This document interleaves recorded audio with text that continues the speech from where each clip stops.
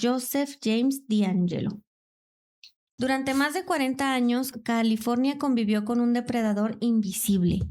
Un hombre que no tenía nombre, no tenía rostro y parecía adelantarse siempre a la policía. La prensa lo bautizó con varios nombres, varios alias, porque sus crímenes se acumulaban y todavía no los relacionaban a una sola persona. Primero le llamaban el East Area Rapist o el original Night Stalker. O sea, porque se acuerdan que estaba el Night Stalker, el acosador nocturno, Sí. que era Richard Ramírez. Sí. Pues él no era. Entonces era el otro original Night Stalker. Y décadas después, cuando ya se dieron cuenta que era un solo criminal, lo unificarían bajo el nombre del Golden State Killer. Sí. Entonces, pero para eso pues pasaron unos cuantos años y crímenes para que pudieran darse cuenta que sí era una sola persona. Entre 1974 y 1986, DeAngelo atacó de forma sistemática a lo largo de California. Sus crímenes parecían no tener una conexión clara, porque al principio eran robos, después eran violaciones y más tarde pues ya llegó a las desvivisiones, ¿no? Fue escalando. Sí, poco a poco. Las víctimas no se conocían entre sí, vivían en ciudades distintas, los métodos cambiaban justamente para confundir y que no hubiera como que un patrón. Este agresor era meticuloso, observaba a sus víctimas durante semanas, se aprendía sus rutinas, sus horarios, sus sonidos, todo, o sea, todo lo que pudieran hacer ellos, todo se lo aprendía y luego entraba a su casa en las noches, los amarraba y usaba objetos de la propia casa como armas psicológicas. Ay, no, qué horror. O sea, se dice que primero atacaba a personas solas y luego, ya ves que en muchos casos la prensa empieza a publicar cosas y por lo que publica la prensa ellos cambian ciertas técnicas. Sí, pues básicamente le estás avisando, oye, güey, ya vimos que estás haciendo esto. Ay, ya me van a cachar, vamos a cambiar el modo. Entonces, primero atacaba a personas solas y después empezó a atacar a parejas.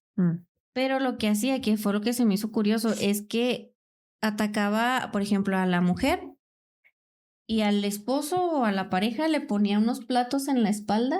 Si los platos se caían, era como que su método de alarma de que el mono se movió, de que la persona se movió y le decía, o sea, lo amenazaba, ¿no? Si escucho que se caen esos platos, vas a valer queso. Entonces, o sea, eso se me hace curioso cómo los torturaba con sus propias, sus propias cosas.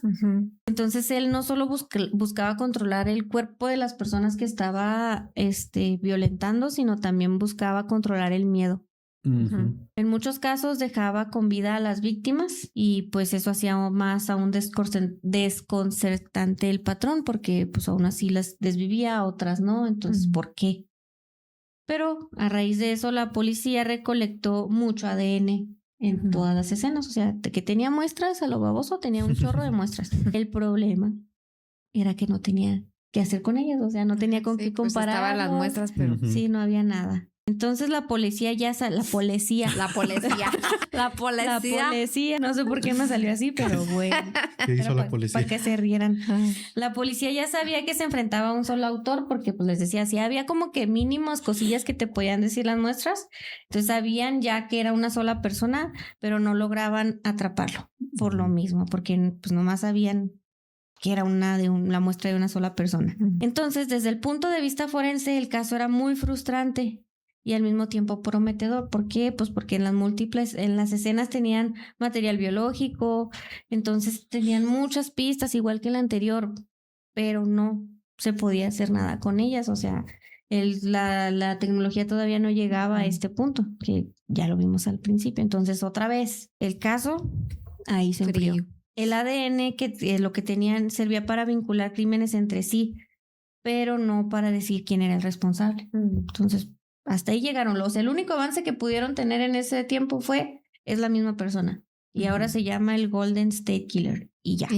Hasta ahí. Híjole. Durante años el caso permaneció abierto, pero sin avances. El crimen envejecía y las víctimas también. Y la posibilidad de justicia pues parecía irse diluyendo y olvidando con el tiempo. Durante años el Golden State Killer fue analizado una y otra vez. ¿Dije el ADN? Bueno, el ADN. El ADN de él fue analizado. Y siempre daba el mismo resultado, pero no había ninguna coincidencia. no había ningún hombre que haya sido arrestado que estuviera en una base de datos criminal. Entonces, pues ahí también se quedó el caso. O sea, pues no podían relacionarlo con nadie. Entonces, pues se sentía como que un fracaso tras otro porque la ciencia tenía la evidencia, pero no tenía el camino, no sabía qué hacer con ello. Pero en el 2018 todo cambió. En lugar de preguntar de quién es este ADN, se empezaron a preguntar a qué familia le pertenece este ADN. Y ahí es cuando utilizaron la genealogía genética. Igual, subieron el perfil genético del desvividor a bases de datos públicas y utilizaron a personas comunes para conocer su árbol familiar. Entonces la gente que solo quería saber de dónde, o sea, tú como gente normal, solamente querías saber de dónde venían tus abuelos, o si tenías genes neandertales, o si de dónde son pues saber tus orígenes. Sí, ¿por qué tengo los ojos cafés? O sea, ¿por qué tengo los ojos azules? O sea, eso quería saber la gente nada más, pero terminó ayudando a resolver uno de los casos más oscuros del país y que tenían años ahí guardados. Aparecieron coincidencias parciales. De repente apareció que un primo lejano, que un primo segundo, que un primo tercero, y a partir de ahí los investigadores fueron reconstruyendo un árbol familiar y se fueron así década por década, apellido por apellido. O sea, fue un trabajo muy lento, casi obsesivo, hasta que lograron cerrar el rompecabezas. Wow. Sí. Entonces, a partir de todas esas coincidencias genéticas lejanas que compartían apenas un pequeño porcentaje de ADN similar, fue que empezaron a construir el árbol completo. Empezaron con hombres, la edad adecuada, que vivieran en California, que tuvieran acceso a vehículos o que tuvieran algún tipo de conocimiento táctico o policial. Entonces ahí empezaron a armar todo con todos los datos que les había arrojado este perfil genético y finalmente lograron armar el árbol y les dio un nombre: Joseph James DeAngelo. Él coincidía con todas las características porque era ex policía, era veterano de guerra y hasta el día de que encontraron su nombre vivía una vida aparentemente normal. Híjole. Era un perfil no muy sospechoso, aunque pues sí coincidían con que tenía conocimiento policial o táctico, pero pues no sospechaban de un ex policía jubilado, pues. Entonces, para confirmar la hipótesis, los investigadores hicieron lo mismo que el anterior. Recolectaron ADN, pero de la basura o de algún artículo de uso cotidiano para que no alertarlo, ¿no? También fueron discretos. Sí, no avisarle. Y el resultado fue inequívoco, el ADN coincidió. Y ahora sí tuvieron cómo comparar el ADN que encontraron en las víctimas versus el de esta persona y todo coincidió. Y después de igual más de 40 años, el monstruo ya tenía nombre, apellido y dirección. 2018 dice que empezaron, ¿verdad? 2018. ¿Y cuándo lo...? Vamos para allá. En abril del 2018, Joseph James DeAngelo fue arrestado sin resistencia, tenía 72 años y muchas de las víctimas que sobrevivieron ya eran adultos mayores. Por primera vez vieron ya bien al hombre que los había aterrorizado durante muchos años, no como un mito, sino así a cara a cara. Ay, güey. Y en el 2020, DeAngelo ya se declaró culpable porque cuando lo arrestaron no hizo como que el gran escándalo, fue así como que, pues ya algún día tenían que llegar. Entonces se declaró culpable de los múltiples cargos de asesinato y de agresión sexual. Fue condenado a cadena perpetua sin posibilidad de libertad condicional.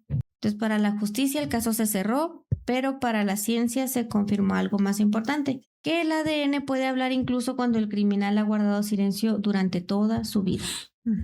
Aquí también el ADN aunque aquí el ADN no llegó directamente al culpable, pero sí señaló a su familia.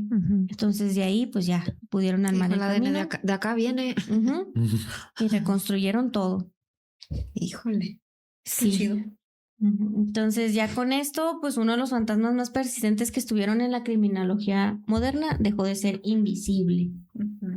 Y estos dos casos, el de Bobby Joe Oberholzer y el de Joseph James DeAngelo, bueno, aquí fue una víctima y un victimario, ¿verdad? Pero el de de Allen Lee Phillips y el de Joseph James DeAngelo ocurrieron en épocas y lugares distintos. O sea, fueron por ahí de los 80s y la justicia se tardó 40 años en llegar, pero llegó.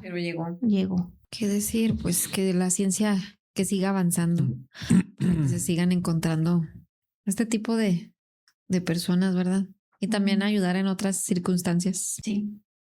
Yo un dato curioso, ¿han visto Dexter? Sí. De repente. Es que creo que ahí sale un caso parecido a ese. O sea, que se da cuenta, Dexter se da cuenta que un viejito que está en un asilo tenía un pasado así oscuro, pero ahorita ya estaba normal. Pero sí, pues él como tenía acceso a la policía y todo eso, también fue buscando pistas. Pero fue interesante porque pues ese viejito también era bien maldito. En su vida de adulto, pues hizo muchas fechorías y ya como si nada, o sea, pues no la atraparon. Ay, no. Pero aquí sí le dio justicia en sus propias manos. Sí. ¿Qué vamos? Me imagino. Vamos a acabarlo. Pues sí. Pero en este caso, o sea, ustedes dicen, ay, qué chido, ya tenemos tecnología de ADN, ¿no? Eso significa que ya se van a resolver todos los casos del mundo mundial. Pues no. Pues nada, mis cielas. No, porque la genética forense no es infalible. También se puede equivocar. ¿Por el error humano o por qué? Sí. Híjole. Sí, también se puede equivocar.